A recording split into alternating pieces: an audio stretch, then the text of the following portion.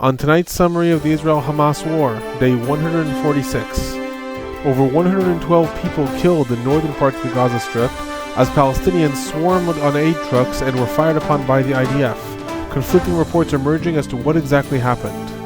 The Gaza death toll crossed 30,000 today. These numbers were reported prior to the aid truck incident. Hamas releases a video with scenes showing 3 hostages from a video that was released of them on December 18th, promising that tomorrow their fate will be revealed. Concerns reported in the U.S. administration that leading up to the summer, Israel will invade Lebanon. The Wall Street Journal reported about a meeting between the Hamas leaderships, with Yahya Sinwar's emissaries stating to the leadership abroad that Israel and the IDF are exactly where Sinwar wanted them to be. Hello everyone, I am Alon Burstein, visiting assistant professor in the Department of Political Science and Israel Institute Fellow at the University of California, Irvine, here bringing you the summary of the last 24 hours of the Israel-Hamas War. It is currently the evening of February 29th, 2024 in the United States, the morning of March 1st, 2024 in the Middle East. Starting with the Gaza situation, Hamas released a video with video scenes from a previous recording of 3 hostages that was released on December 18th. The 3 hostages are Israelis between the ages of late 70s and early 80s. In the new 30-second video, scenes are shown from their previous video, and the recording then cuts to a message stating that tomorrow their fate will be revealed by the group.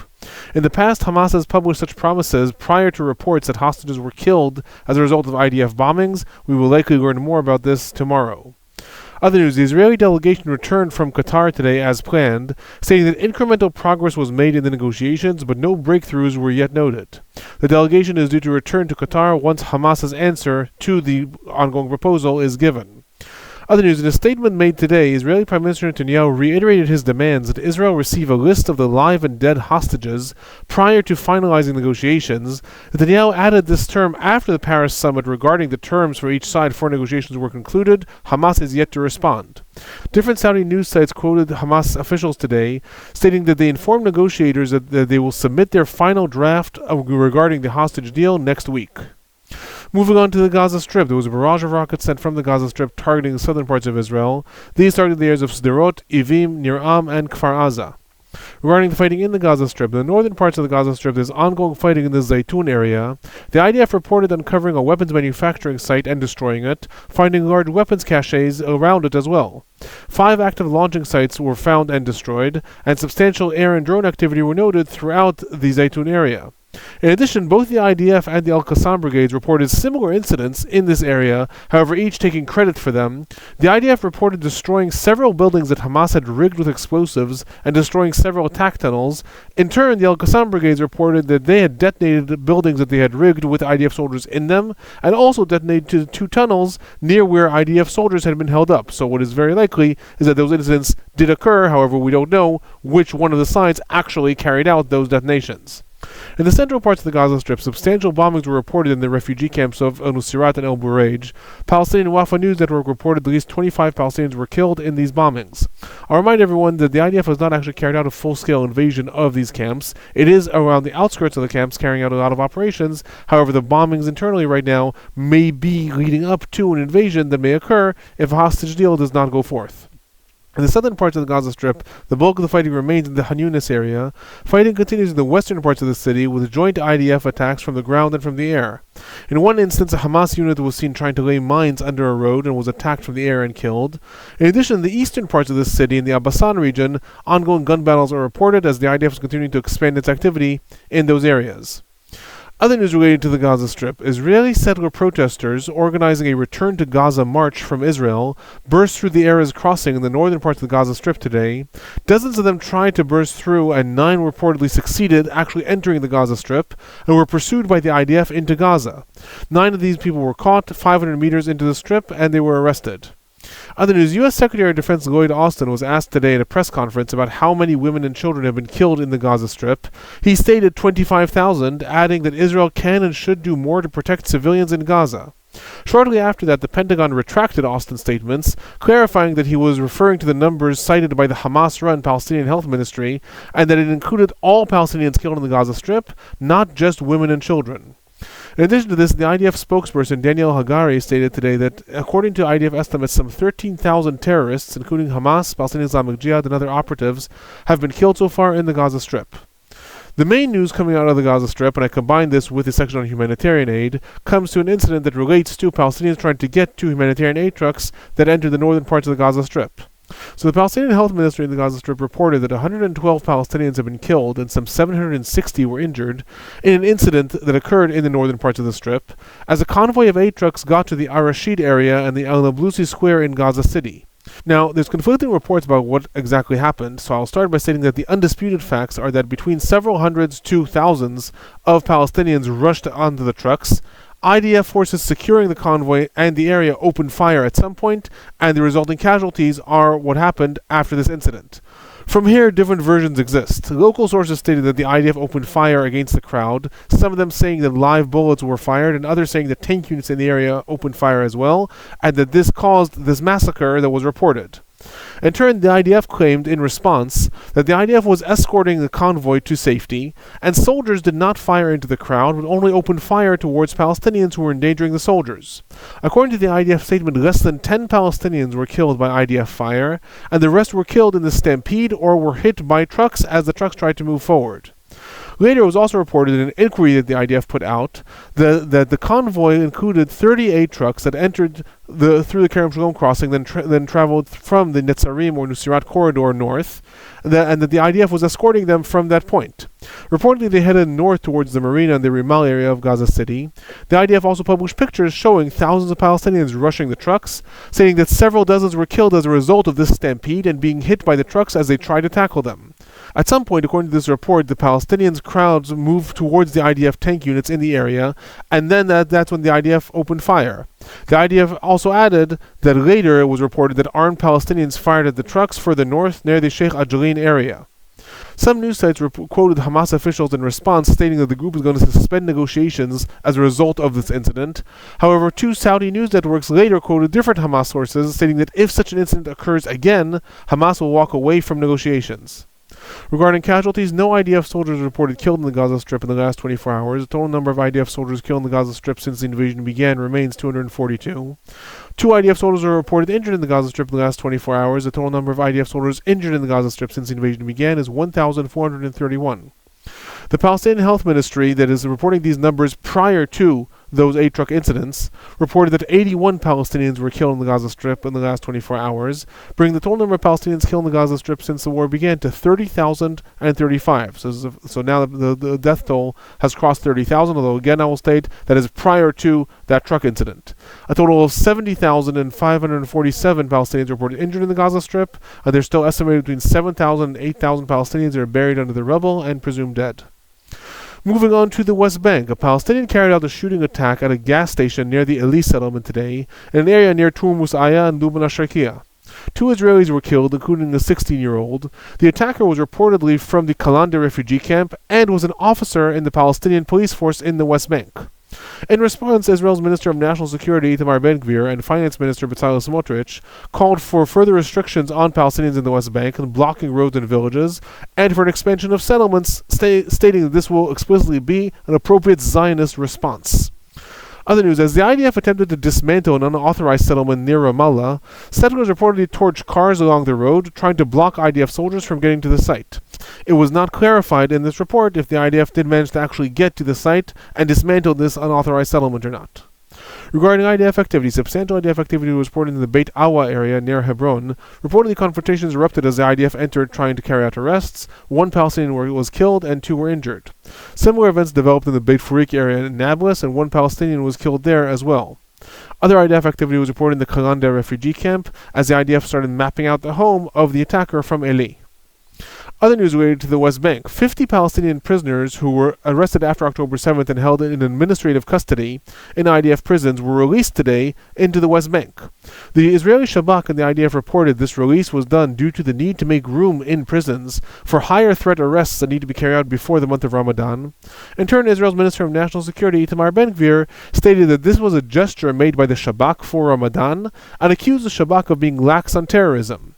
After he made the statement, a second announcement was made by a security establishment contradicting what Ben Gvir said, and saying that the true reason is the fact that the prisons are entirely overcrowded, with the Shabak explicitly noting that since the war began, some 5,500 Palestinians have been arrested between the West Bank and the Gaza Strip, and the crowdedness has forced the security establishment to cancel planned arrests due to a lack of room.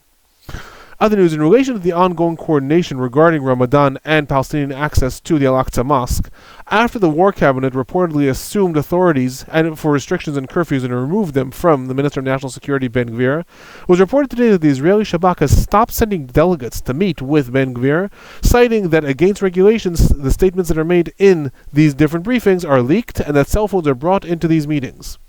Other news, Norway confirmed yesterday's report that tax money has begun to be transferred to the Palestinian Authority. This is part of the mechanism that was worked out under the mediation of the United States, that Israel is going to transfer the tax money to Norway, and Norway is going to then hold in custody the tax money that is due for the Gaza Strip, but transfer the money that is due to the West Bank. A total of 407 million new Israeli shekels have been transferred to the Palestinian Authority already, and more are due to be transferred soon. Moving on to the northern parts of Israel, southern parts of Lebanon, continuous escalations as in the last several days were noted also today.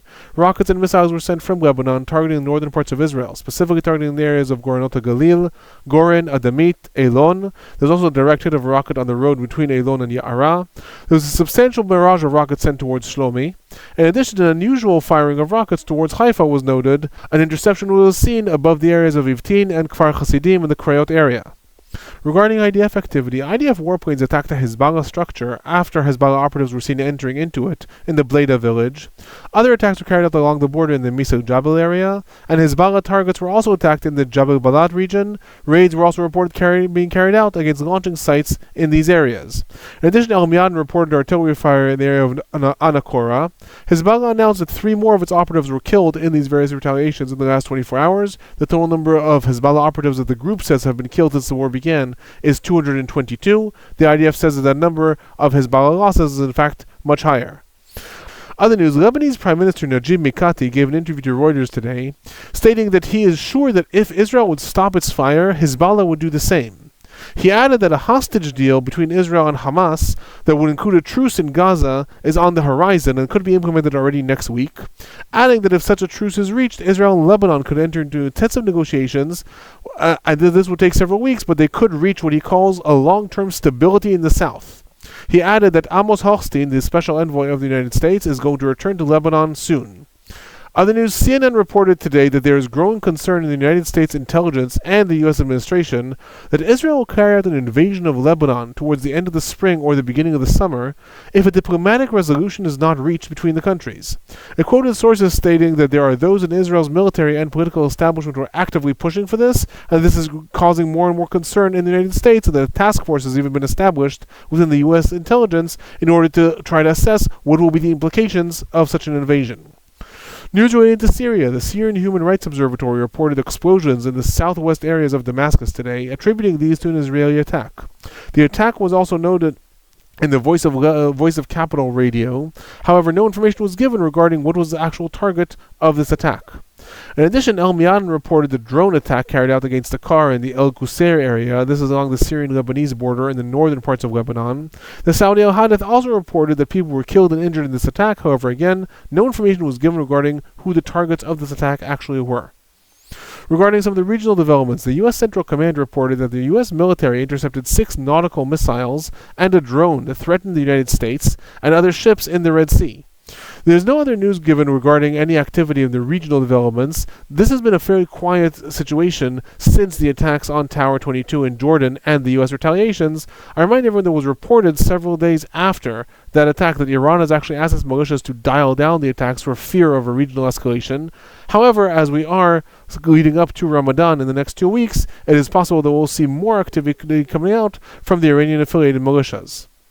Moving on to some of the political and general trends. Responding to the political drama in Israel that I reported on yesterday, Israeli Prime Minister Netanyahu gave a press conference today. After referencing some of the specifics regarding the new formula for drafting and exempting ultra-Orthodox Jews from the IDF in Israel, which is the crux of this new political drama that may lead to the government being overthrown, he repeated 3 times in his statement that his government falling and elections in Israel would mean stopping the war and Israel's utter defeat, that elections would bring out bad blood among Israelis and would mean Israel's defeat and fulfillment of the dreams of Yahya Sinwar and the leader of Hezbollah, Hassan Nasrallah, and concluding by again stating that the worst possible thing that could happen to Israel would be elections during the war. Other news, President Biden of the United States spoke to leaders of Qatar and Egypt after the aid truck incident in the northern parts of the Gaza Strip, reiterating that this demonstrates the need for a truce and a hostage deal. In addition, condemnations from all over the world came in regarding the incident with the aid trucks. These include condemnations from Egypt, Jordan, the United States, the EU, Canada, Saudi Arabia, many other countries. The UN Secretary General Antonio Guterres explicitly called for an independent inquiry into the events. Other political news, today was the first day of the summit of Palestinian factions that are coming together in Russia. This includes, most importantly, Fatah and Hamas and the Palestinian Islamic Jihad, as well as 11 other factions from within the Palestinian movement. They met with Russian Foreign Minister Sergei Lavrov, who urged Hamas and Fatah to unite under the banner of the PLO, stating that if they do so, those who have used Palestinian disunity in order to avoid resolution in the Middle East will lose their winning cards. This summit is supposed to last 2 days, and it is the first step towards an attempted reconciliation between the different factions. I remind everyone that the Palestinian government resigned several days ago as part of an attempt to build a new unity government that will be a technocratic government in order to rebuild the Gaza Strip. However, there is likely to be a lot of disagreement between the factions regarding who leads this government and who will be in charge of the actual rebuilding that we'll find out about in the coming days. Regarding the future of the Gaza Strip, the Wall Street Journal published a report today about a meeting of the Hamas leadership at the beginning of February. It stated that the leadership abroad was expressing concern about the extent of damage Hamas has suffered in Gaza, but that they were reassured by the emissaries of Yahya Sinwar who were in the meeting. He assured them that Hamas in Gaza is stable. He added that Yahya Sinwar says, and I quote, "We have the Israelis exactly where we want them," and that Yahya Sinwar's plan is to wait until the international pressure compels Israel to stop the war. At that stage, Hamas will rise from the ashes and declare a victory of survival, despite everything that Israel threw at it, and eventually will be able to assume Palestinian leadership as a result of this move. This connects to some of the speculations regarding what actually precipitated October 7th, and some stated that it was a bid by Hamas to try to flex its muscles in order to assume control of the Palestinian Authority and of the Palestinian people. It is also possible that this is what Yahya Sinwar is now hoping for, because as the forces have been pushed more and more underground in the Gaza Strip, the last strongholds of Hamas are really in Rafah and Deir el-Balach, and those forces are reportedly now no longer trying to engage the IDF, but instead they're going to more guerrilla tactics in order to try to just weather the storm, so to speak, and live out the war so that they can then rise up and claim control of the Gaza Strip if and when the IDF does withdraw. If you enjoy these videos, please do remember to subscribe, give them a like, turn on notifications if you want to know when videos actually come out. If you have any questions or comments, leave them in the comment section below. That is my report for the last 24 hours. I'll be back tomorrow.